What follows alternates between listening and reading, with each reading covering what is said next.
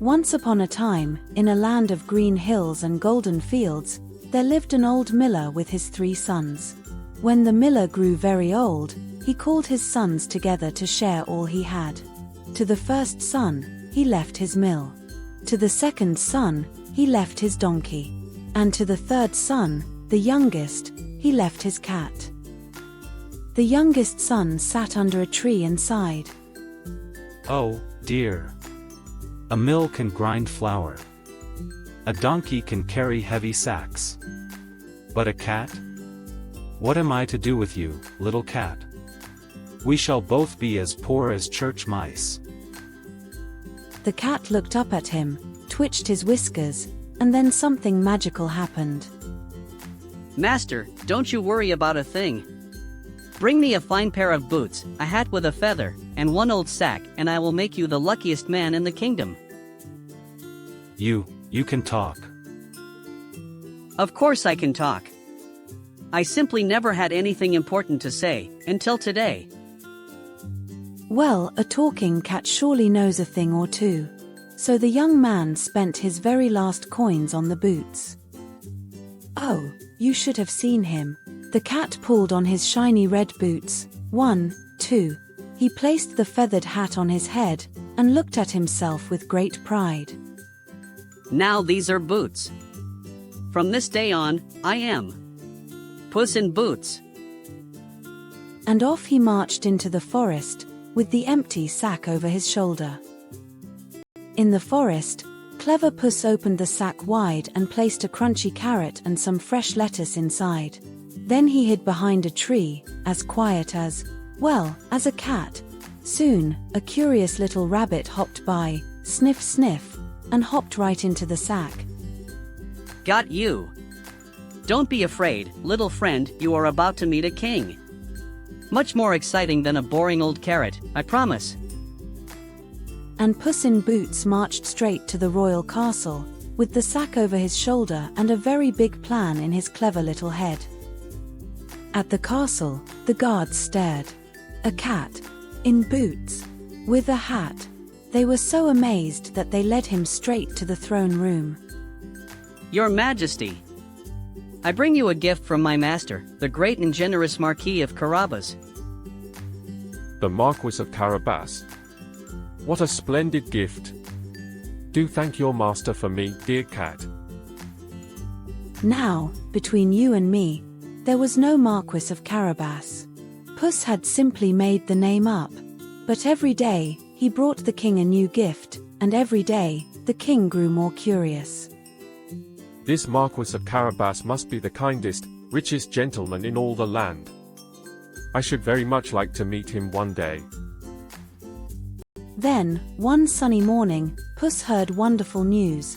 The king and the princess were taking a carriage ride along the river that very afternoon. Aha! This is the day I have been waiting for. Master! Master! Quick, follow me to the river, and please, don't ask questions. The river? But, Puss, I don't even know how to swim. Even better, Master. Just hop in the water and splash about. Trust me, have my plans ever gone wrong? I don't know, Puss, you've never had a plan before. But he trusted his cat. Splash! Into the river he went.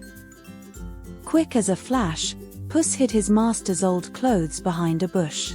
And when the royal carriage came rolling by, he jumped into the road, waving his hat. Help!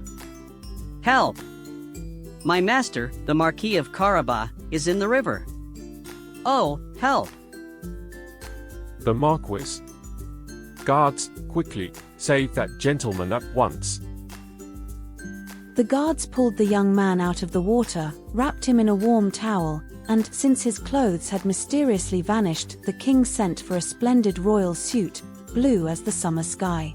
And oh my, dressed like that, the young miller's son looked just like a real marquis.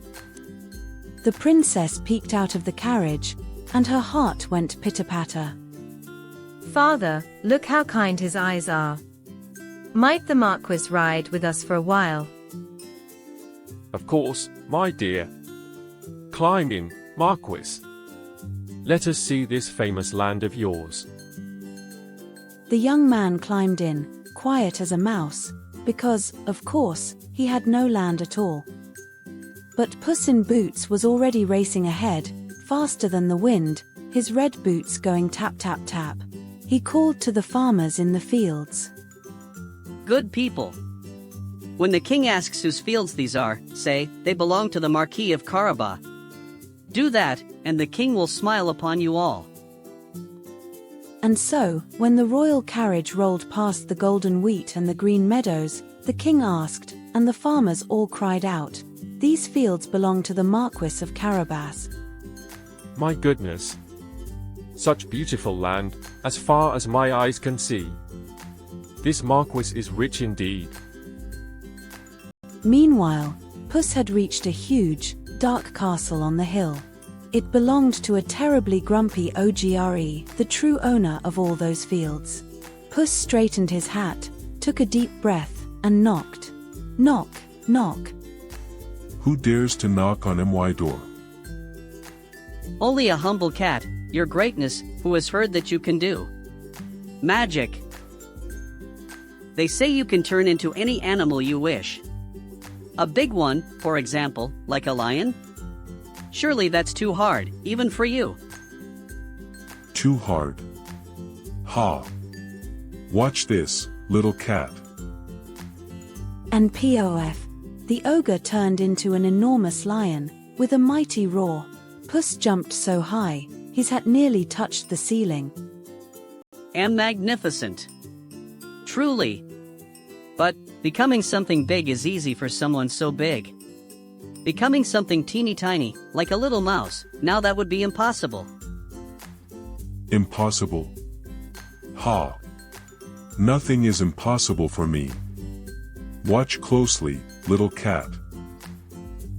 And pof, the great big ogre turned into a teeny tiny mouse, skittering across the floor. Well, you can imagine what happened next. Puss pounced, quick as lightning, and gobbled that ogre mouse right up in one big gulp. Burp. Pardon me.